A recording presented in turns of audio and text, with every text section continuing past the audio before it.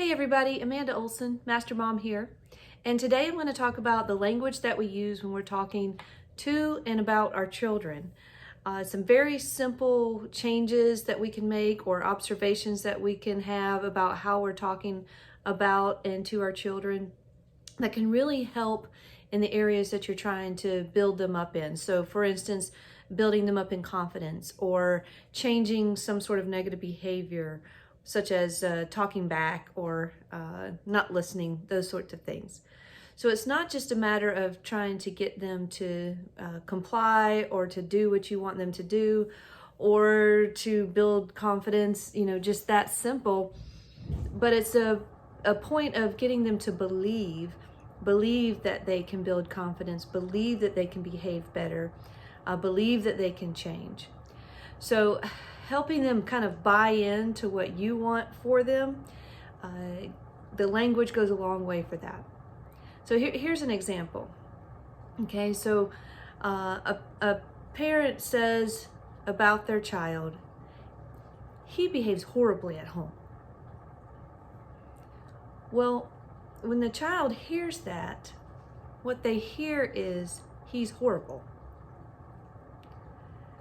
And that really can sink into their subconscious and can really affect how they feel. So see, if you are horrible,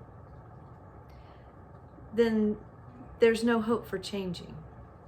Even if you say he behaves horribly at home and the child hears that, again, what they hear and what they feel is I am horrible. So these are some things that a little bit of language change can go a long way. Because if you're horrible, what's the point of trying to change? If you're horrible, why do all the work to try to be better if you are horrible? So I know how we feel, my child is behaving horribly, at home, or we confess to a teacher or a counselor or coach or something, we want some help and we're frustrated. But let's take a different approach to that.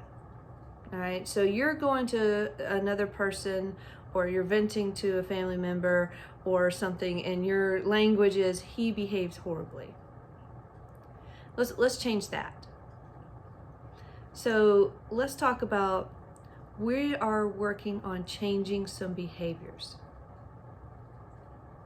So do you see the big difference in the two? One, he behaves horribly. We're working on changing some behaviors. So one is taken as he's horrible, I'm horrible.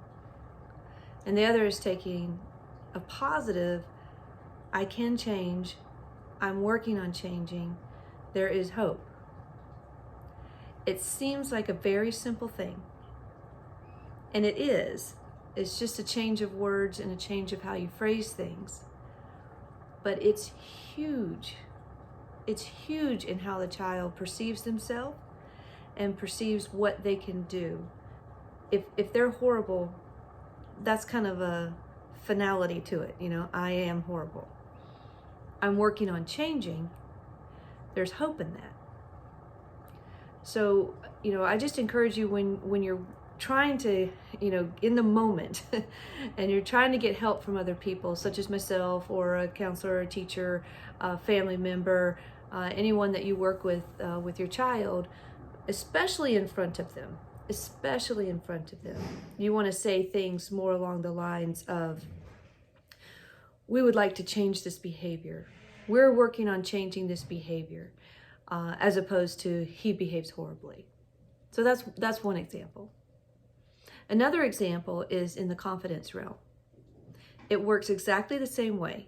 So if you say, my child has no confidence.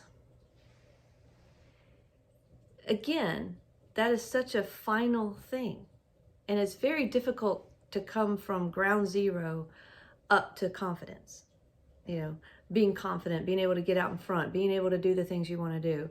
If you have no confidence, how can you be expected to do things that require confidence? I know if my boss came to me and said, well, you're not going to be able to do this because you have no confidence. That would be very final to me. It would be, okay, that's who I am. I'll just have to accept it. I have no confidence. This is my lot in life. So let's change the verbiage. Instead of saying, he has no confidence or she has no confidence, you want to say, we would like to build more confidence. Put the positive on it. We're working on building her confidence. We're working on building his confidence. Can you help us with building confidence? So now the child hears this and they have a part in it. They know that the people around them are saying, we want to help you and you can do this. Because when you build something, you add to it little by little until you've created it. And so when we're looking at building our confidence or increasing our confidence, everybody can do a little bit. Everybody can do a little bit. And that gives the child hope. And that gives them that sense of power that they need in order to build that confidence. So the change of verbiage is, she has no confidence, to, we would like to build our confidence up. We're working on building her confidence. That's the change. It's very simple. Again, very simple to change the words. Huge results in the self-esteem of the child.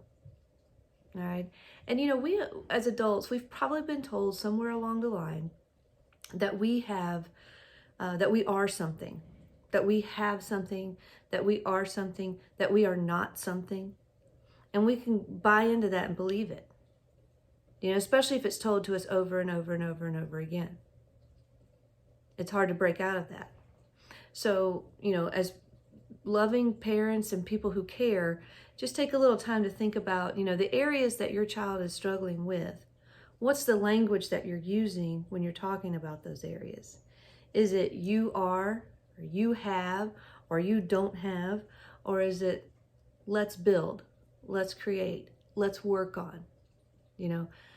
All of that change can make a huge difference for your child. So that's my encouragement for you guys today. One more example would be just kind of a behavior thing. So we talked about horrible behavior. We talked about no confidence. We talked about saying we're working on changing behavior. We're working on building confidence, as a way to do that.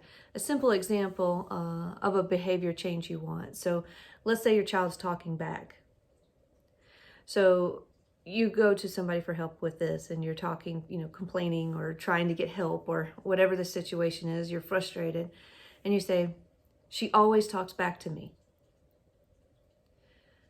Well, one, it's probably not an always thing. Okay, it may feel like that, but it's probably not always. So we don't want to pigeonhole it and put it in that category of every time this child talks to me, it's talking back. Okay. So let's get rid of the word always, all right? And let's think about how we could change that. Instead of, she always talks back to me. We're working on communication. We're working on better communication skills. We need help in better communication between myself and my child. Now, all of a sudden, it's not always, it's a work in progress, and we've put a positive spin on something that is negative and frustrating. Your child talking back to you is difficult and frustrating and aggravating. But if we throw it into that, she always talks back to me, that is again a final feeling like there's really no way out of this unless she just stops doing it. Well, with that kind of approach, she's probably not going to just stop doing it. So let's change the words, let's change the verbiage and say, let's work on a better communication process. So now we can have a conversation. All right, so if I ask you to do something, what's the right response back to your parent when you're asked to do something? And make them say what the right response is. and now you're working on better communication skills, and it does take more time than to just get upset and yell, but the end result is huge.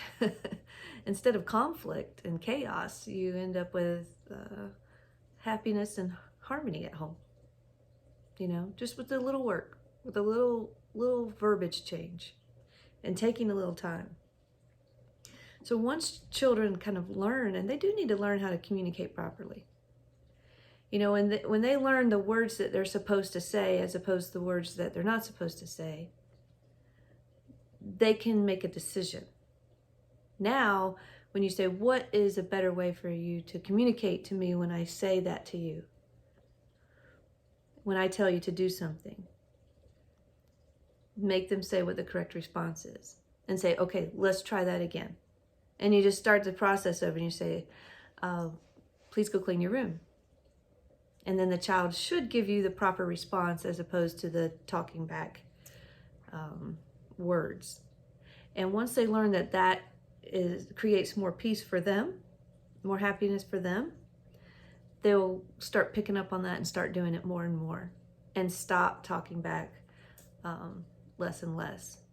But if we just give them this ultimatum and we tell them, here's your behavior, stop doing it, if it's a talking back thing or a not listening or not making eye contact, just look at the verbiage that you use instead of maybe yelling, look at me when I'm talking to you. You can say, Johnny, I'm speaking to you. And then the child makes a choice. They make a choice to look at you. If they don't look at you, could you look this way, please? Thank you. So we got a little positive reinforcement there. We're working on making eye contact when you talk to them. Instead of yelling at them, oh, I gotta look at mom. I gotta look at dad. Okay, what do you want?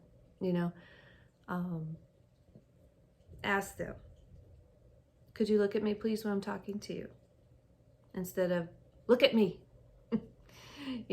And I'm not saying I have never yelled or used the wrong words or, said something I shouldn't. I am a parent of 2 children, and I'm also a teacher to lots of children. So sometimes the tiredness and exhaustion and stuff come into play, and we don't behave ourselves exactly like we should or how we want to. But if the majority of the time you're trying to use good communication skills and good words and move things in a positive direction instead of such a finalized, he has no confidence, he behaves terribly, she's always talking back. If we change that, I think you're going to see a lot better progress in your child in all of the areas that you want. So hopefully this was helpful, thinking about changing how you talk, not only to your child, but about your child. Because that's kind of in your mindset too. My child has no confidence. Now you're kind of stuck in the same boat that they are. It's like, this is the final, let's change that to, we're working on building confidence. It's really that simple. And just as a side note, if you're working on building your own confidence, then you can say the same thing to yourself over and over again. Don't listen to the words of the past that told you had no confidence or that you weren't smart or you weren't capable. Just accept that those things aren't true, and you are working on being capable. You are working on building your confidence. You are working on your self-esteem, and have that positive outlook for yourself. So you guys have a great day. Amanda Olson, Master Mom. And if you have any questions that you'd like to ask me, you can reach out to Amanda at askmastermom.com, and I will be happy to answer those for you. Also, please like and subscribe to my YouTube channel. And you can also find my books on Amazon.com, Amanda Olson. And of course, if you're here in Johnson City, you're welcome to stop by Olson's Martial Arts Academy. And I would love to see you in person. All right, you guys have a great day.